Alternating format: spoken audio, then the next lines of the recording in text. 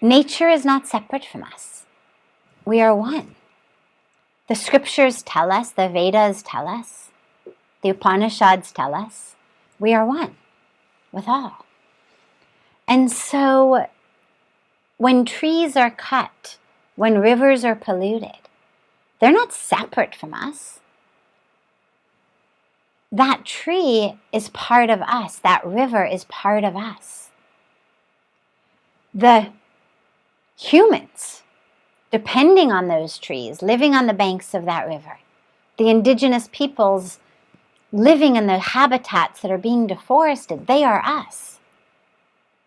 And so we serve nature as a spiritual practice with the awareness that we are not separate. I mean, COVID certainly made that abundantly apparent over the last couple of years.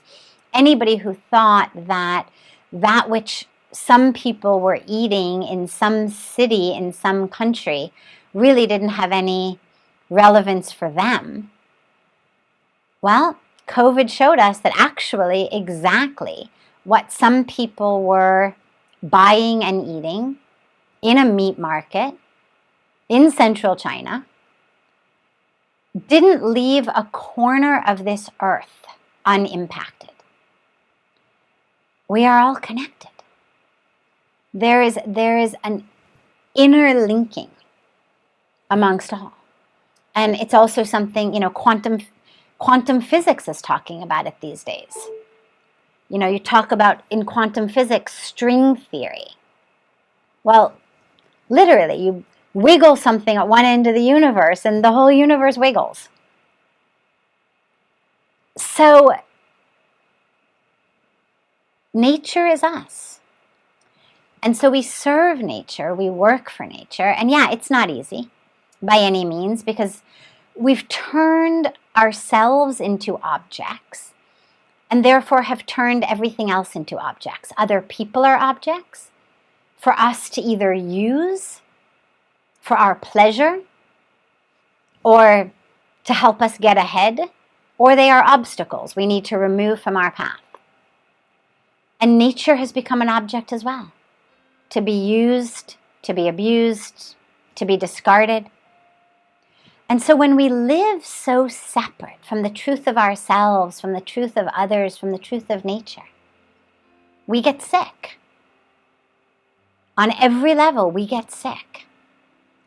And so it's critical for true health and true wellness for us to realize that we are not an object.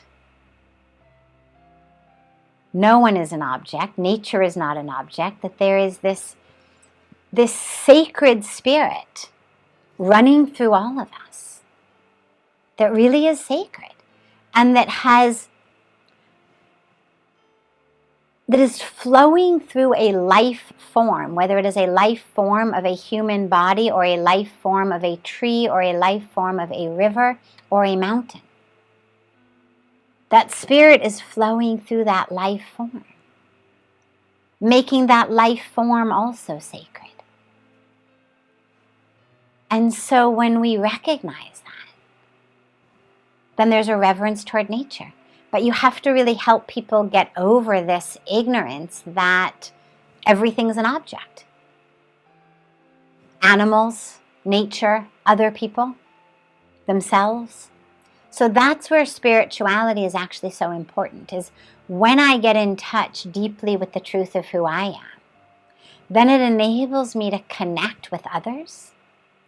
And even just on a purely pragmatic level, if we care at all about even just the human beings on this planet today and our children tomorrow,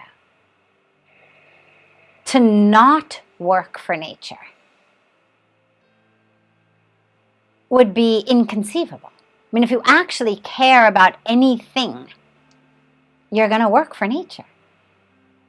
If you care about those who are young today and what their future is going to be like, your children, your grandchildren, you can give them all the education you want, all the money you want, all the opportunities you want. But if there isn't clean air for them to breathe, if there isn't clean water for them to drink, the rest of it's in vain. So we work for nature because nature is our future and our present.